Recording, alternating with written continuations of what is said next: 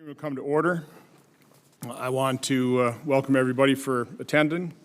I want to thank the witnesses, first of all, for your service to this country. The issues we're dealing with here are challenging to say the least. I was at the opening ceremony with Senator Harper, opening up St. Elizabeth's, and the comment I made there is it's pretty easy from the dais here to criticize, take pot shots, to detail out what problems aren't being addressed as perfectly as we'd like to see. But I am thoroughly convinced from all the contact I've had, quite honestly, the honor and privilege in working with the men and women of the DHS. I'm thoroughly convinced that the men and women are showing a great deal of integrity, dedication, dignity, and courage in trying to deal with this horrific situation. And we'll talk a little bit more about that. I would ask that my written opening statement be entered in the record.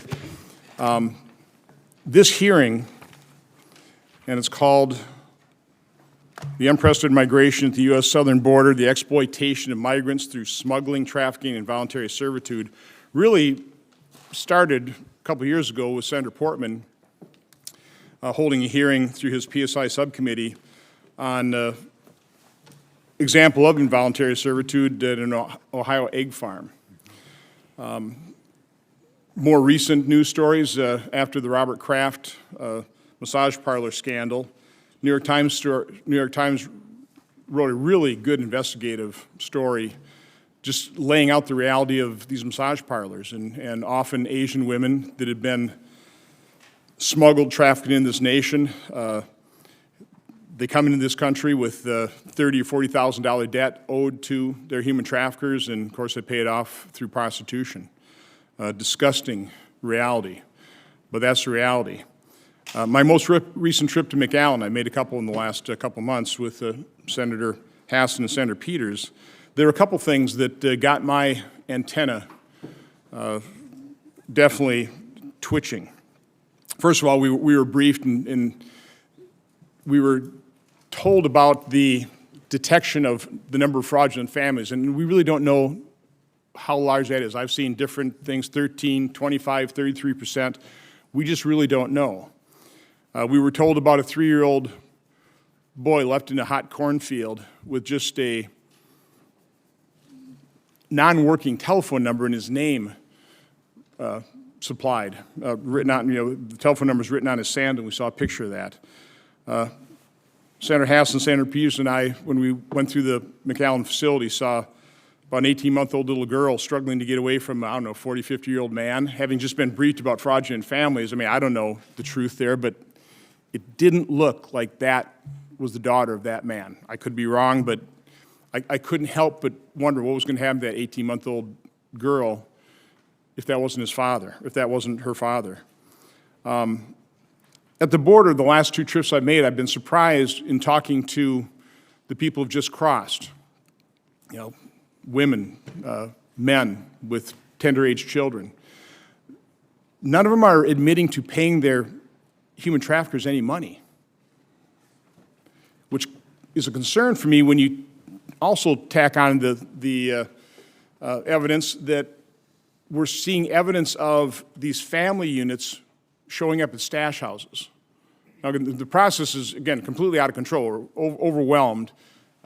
People are turning themselves into Border Patrol. Border Patrol is overwhelmed in their facilities. I think something like 19,000 people held at Border Patrol facilities that, according to the now former director of CBP or Border Patrol, the capacity is only 4,000. But trying to process people as quickly as possible, the largest group on record now, 1,000 people coming in through El Paso, and trying to process them, complete their array file, turn them over to ICE. There's a backlog there because ICE doesn't have enough capacity facility to hold it, and then ICE, of course, trying to turn them for unaccompanied children over to HHS where there's not enough capacity, or into non-government organizations to find family members, help them buy tickets to get dispersed all over America. You'd think they'd be dispersed all over America, but instead, some of them are showing up at some of these stash houses. And then, of course, in testimony we'll hear, stories of those people probably about ready to be put into involuntary servitude, but we have records of people being beaten, videos taken of that, videos sent back down to their home countries demanding payment. Once we got back from that trip, story broke in Wisconsin. I'm going to read you some excerpts from a story that's ran in the Milwaukee Journal-Sentinel on June 20th. 5 people were indicted in late May in a Georgia-based human trafficking scheme that federal authorities say illegally brought dozens of Mexican workers to work on Wisconsin farms. The defendants, through 2 companies they operated, received U.S. Department of Labor approval to bring the Mexican nationals to the U.S. to work on Georgia farms through a program that allows employers to hire seasonal foreign workers if they can't find domestic workers to cultivate and harvest crops. Thus, the workers were in the country legally. But according to the indictment, the defendants illegally brought the employees to work on Wisconsin farms, gave them false IDs, and took away their passports so they couldn't leave. The workers faced threats and were made to believe they would suffer serious harm if they left. All but one of the workers identified as victims told authorities they had to pay recruiting fees ranging from $200 to more than $600 to be placed on a list to come to work in the U.S.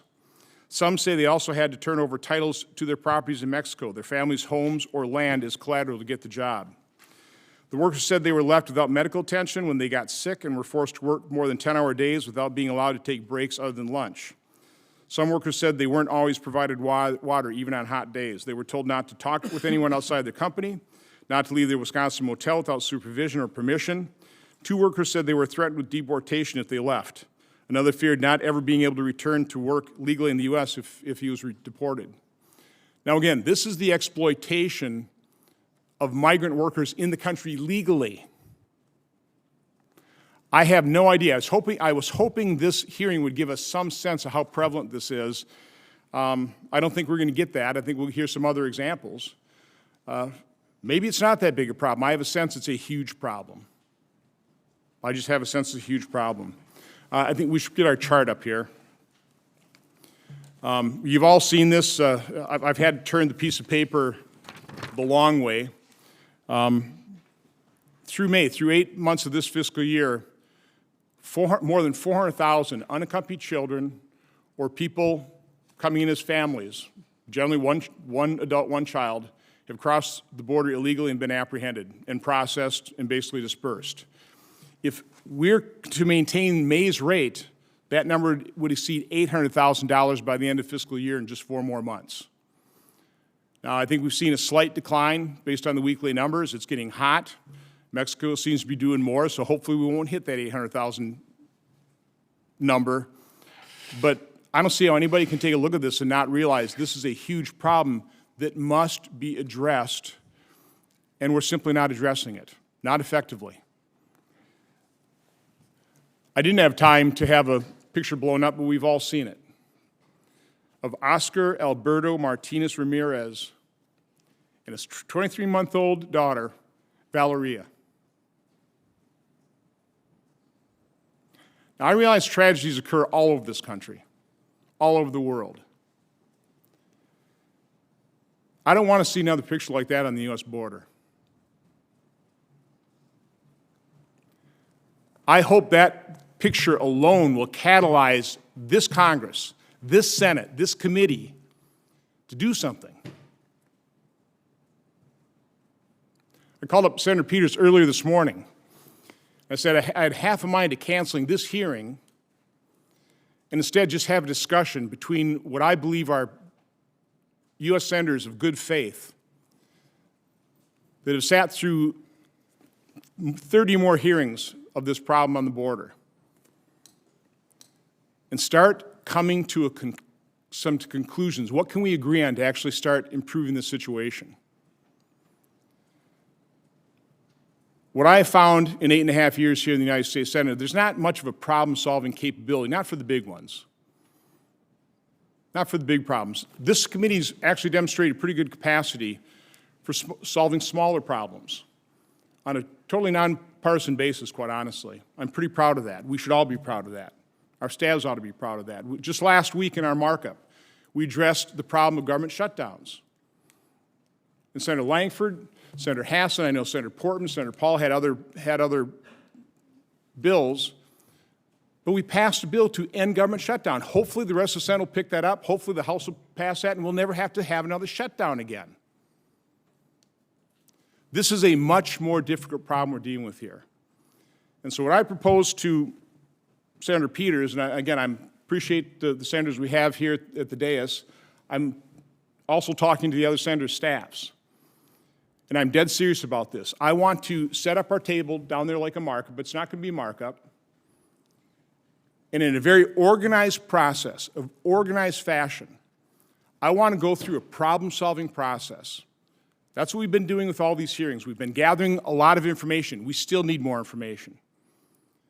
But I want to have an open and honest and genuine discussion about the scope of the problem, the root causes of this problem, and what we can do to start solving it. Continuous improvement. We're not going to solve this overnight, but we can make some improvement in the situation. We have to start doing something.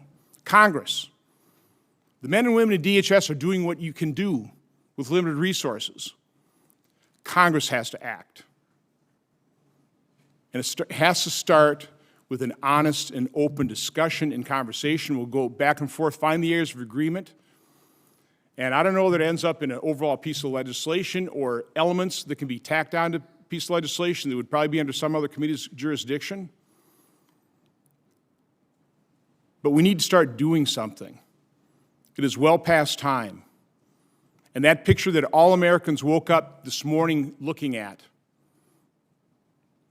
again, should be used as a catalyst for that kind of action.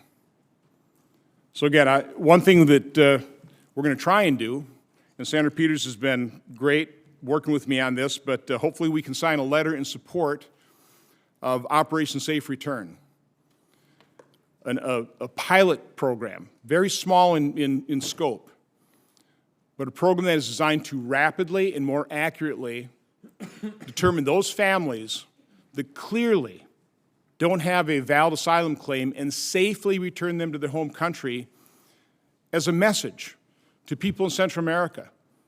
Don't indebt yourself to these human traffickers. Don't mortgage your home. Don't pay them a year's worth of salary.